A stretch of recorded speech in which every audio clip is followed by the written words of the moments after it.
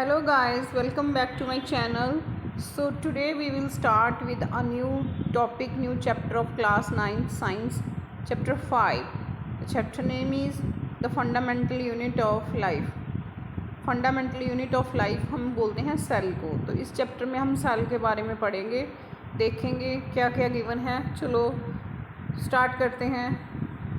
While examining a thin slice of cork, Robert Hooke saw that cork resembled the structure of honeycomb, consisting of many little compartments. Cork has a substance which comes from the bark of a tree.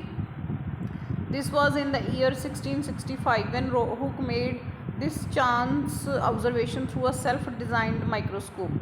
Robert Hooke called these boxes cells. Cell is Latin word for a little room. तो हुआ क्या, जो Robert Hooke था scientist, उसने सबसे पहले जो slice लिया कॉर्क का। कॉर्क क्या है? एक बार्क ऑफ अ ट्री का जो स्टेम एरिया होता है, स्टेम पार्ट होता है, उसका एक स्लाइस उसने ले लिया, एक पीस ले लिया रॉबर्ट हुक ने।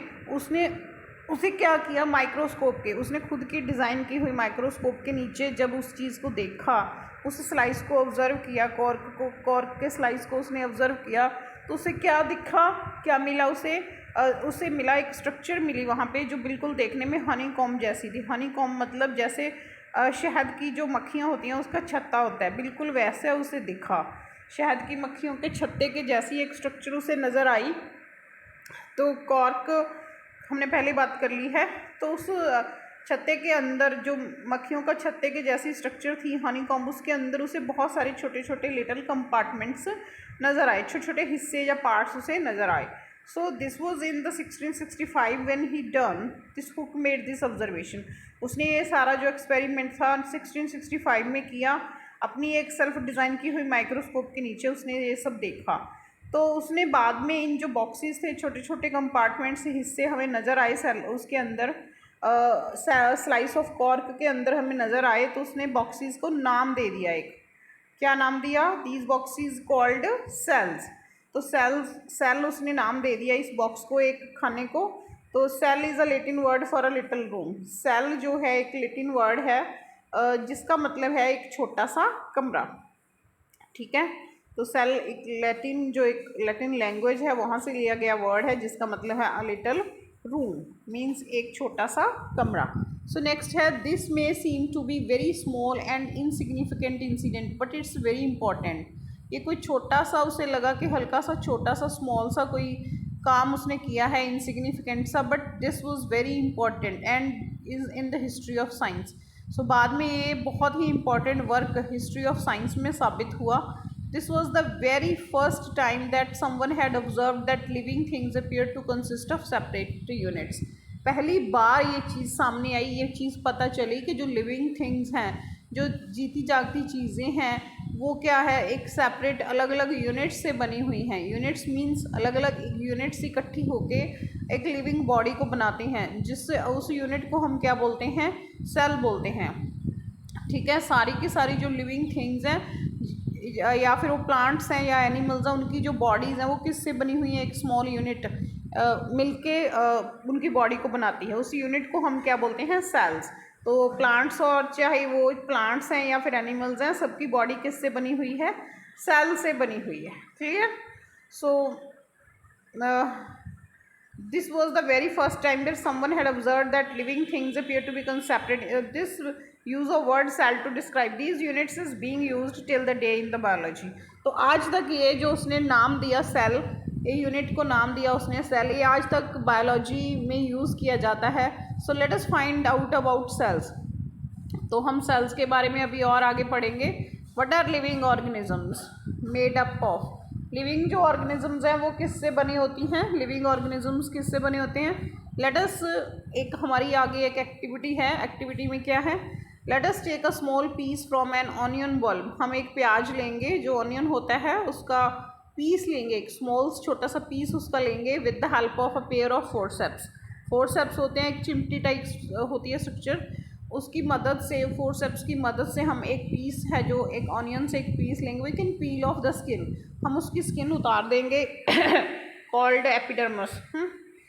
उसमें से एक स्किन का पार्ट है जो जिसे हम एपिडर्मिस बोलते हैं, एक वाइट सा लेयर होती है, पार्ट सा होता है, उसे हम लेंगे, उससे उतार के यूज़ करेंगे फ्रॉम द कनकेव साइड, है ना, अंदरली साइड से।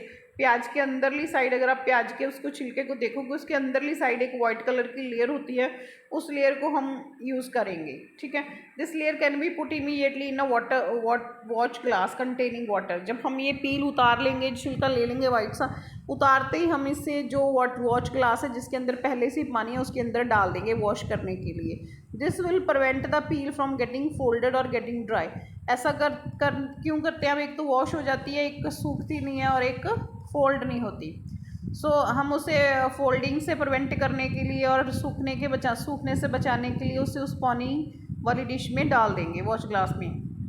Late us take a glass slide, put a drop of water in it. अब हम एक ग्लास की स्लाइड लेंगे, कांच की बनी होती है, चौरस सी सिक्योर टाइप सी एक स्लाइड होती है, उसे लेंगे, उसके ऊपर एक drop of water on it, थोड़ी एक पानी की जो बूंद है उसके ऊपर डालेंगे।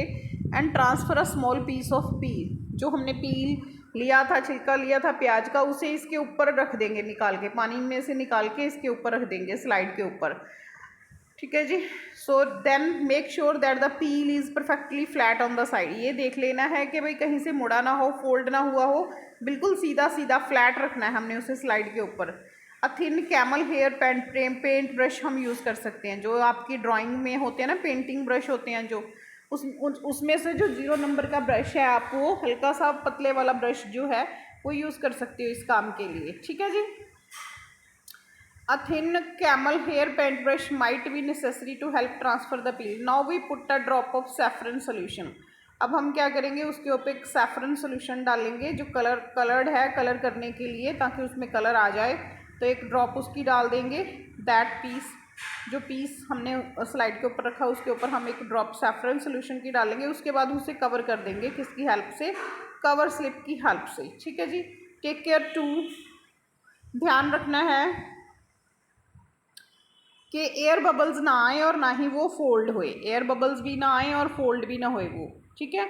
जो हमने पील यूज़ किया ऑनियन का, with the help of mounting needle की हेल्प से हम बबल्स निकाल देंगे। Ask your teacher for help. We have prepared a temporary mount of onion peel. We can observe this slide under low power followed by high powers of compound microscope. बोल रहा है हमने भी एक स्लाइड बनाई थी, तो उसने हमने लो पावर से लेके हाई पावर तक माइक्रोस्कोप के नीचे ऑब्जर्व किया, देखा। तो ये होती है माइक्रोस्कोप, ठीक है। ये माइक्रोस्कोप की स्ट्रक्चर दिखा रखी है इसने। आई पीस है ऊपर, फोर्स एडजस्टमेंट है, फाइन एडजस्टमेंट है, इसकी आर्म है, objective lens, stage, swivel, mirror, base, condenser and microscope slide जहाँ पे हमने रखी हुई है। ये देखो स्लाइड रखी हुई है ना बीच में, जो हमने प्रिपेयर की है। क्लिप है जो उसको फिक्स करती है स्लाइड को, ताकि स्लाइड इधर उधर हिले ना।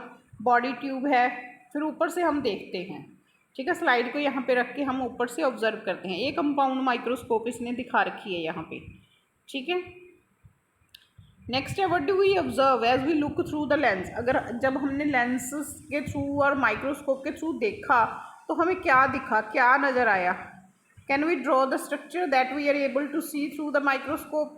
जो हमें दिखा, क्या हम उसको ड्रॉ करके देख सकते हैं, उसे अब डिस्क्राइब कर सकते हैं जो भी हमने देखा माइक्रोस्कोप के नीचे। तो ये देखो, अगर हम ड्रॉ करेंगे तो ऐसा दिखता है हमें, ऐसे सेल्स नज़र आ रहे हैं। तो सेल्स के सेंटर में हमें न्यूक्लियस भी नज़र आ जाता है, ठीक है। ये सेंटर में जो बिंदु सा लगा है, that is nucleus. Cells of an onion peel, ये जो है ये ऑनियन पील के सेल्स हैं, ठीक है। दिख गया ना, क्लियर है। सो नेक्स्ट है, we can try preparing temporary mounts of peels of onions of different size. हम अलग अलग साइज़ का ऑनियन लेके, उसका पील लेके ये जो एक्सपेरिमेंट है ये ट्राई कर सकते हैं। So what do we observe, तो हमें क्या दिखेगा, क्या ऑब्जर्व करेंगे? Do we see similar structures और डिफरेंट स्ट्रक्चर्स। क्या हमें अलग तरह की कुछ स्ट्रक्चर्स दिखेंगी या फिर सेम ही दिखेगा? बेटा सेम ही दिखेगा, क्योंकि सेल्स जो होते हैं वो सेम ही होते हैं, ठीक है। इट डजेंट मैटर कि साइज़ छोटा है या बड़ा है। वट आर दीज स्ट्रक्चर्स, ये स्ट्रक्चर्स है क्या? So the structures look similar to each other, एक जैसी हैं, बिल्कुल एक दूसरे जैसी हैं, मिलती हैं। Together they form a big structure like an onion bulb. ये स्ट्रक्चर्स आपस में मिलके एक बिग स्ट्रक्चर बनाती हैं, जिसे हम क्या बोलते हैं? Onion bulb. मीन्स जो पूरे का पूरी बॉडी है ऑनियन बल्ब की। We find from this activity, हमें इस एक्टिविटी से क्या पता चला कि onion bulbs of different sizes have similar small structures visual under a microscope. के जो ऑनियंस, अगर हम साइज डिफरेंट साइज़ के ऑनियन भी लेंगे तो भी हमें जो सेल का साइज़ है वो सेम ही मिलेगा। क्लियर? सेम स्मॉल स्ट्रक्चर्स, हमें सेम साइज़ के सेल ही मिलेंगे। ठीक है, the cells of the onion peel will all look the same ही नज़र आएंगे। ठीक है, regardless of the size of the onion they came from. ये मैटर नहीं करता कि भाई ऑनियन का साइज़ कितना है, तो सब तरह के ऑनियंस के जो सेल्स हैं वो सेम साइज़ के ही होंगे। These small structures that we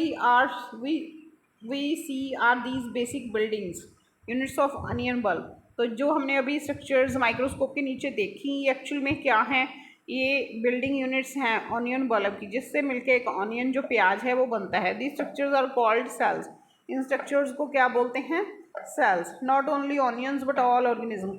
अकेले ऑनियन ही नहीं, सारे के सारे जो जीवित हैं, जो लिविंग ऑर्गेनिजम्स हैं या फिर प्लांट्स हैं, चाहे वो एनिमल्स हैं, उनकी जो बॉडीज़ हैं वो सेल्स से ही बनी होती हैं, मेड अप ऑफ सेल्स।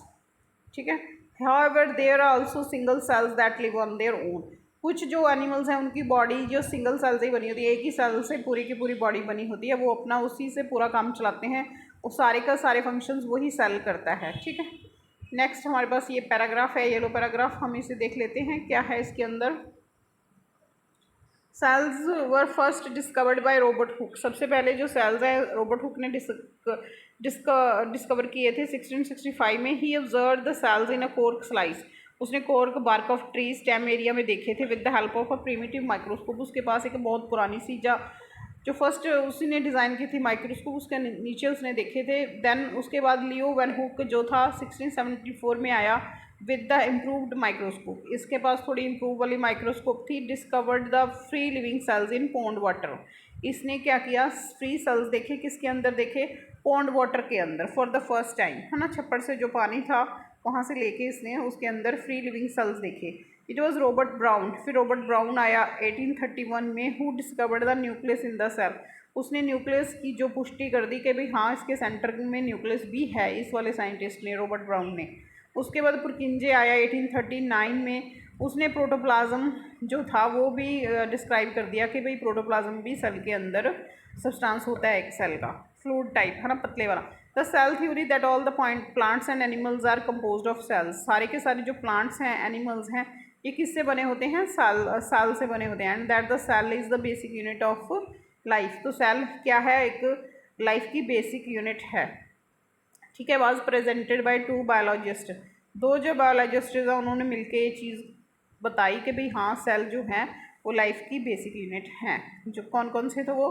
श्लेडेन था 1838 एंड सचवन, ठीक है, 1839। The cell theory was further expanded by, आगे फिर विर्चो ने आके और इसको एक्सपेंड किया 1855 में। उसने क्या कहा कि all cells arise from pre existing cells. उसने एक लाइन जो एक चीज़ और ऐड कर दी कि भाई जो सेल्स हैं, न्यू सेल्स जो बनते हैं वो पुराने सेल्स से ही बनते हैं। जो पहले से सेल होते हैं हमारी बॉडी उसमें, उसी से न्यू वन बनते हैं। With the discovery of the electron microscope 1940 में फिर अच्छी वाली बढ़िया वाली जो माइक्रोस्कोप आई, इलेक्ट्रॉन माइक्रोस्कोप 1940 में। It was possible to observe, है ना, फिर इससे अच्छा और अच्छे से ऑब्जर्वेशन होगी, अंडरस्टैंड करना इजी हो गया कॉम्प्लेक्स स्ट्रक्चर्स को of the cells and the various organelles, है ना। सेल्स और उसके वेरियस जो ऑर्गेनल्स हैं उनकी जो स्ट्रक्चर है उसे अंडरस्टैंड करना इसकी वजह से, जो इलेक्ट्रॉन माइक्रोस्कोप आई है उसकी वजह से ईजी हो गया। ठीक है, तो this is all about for today's part, है ना।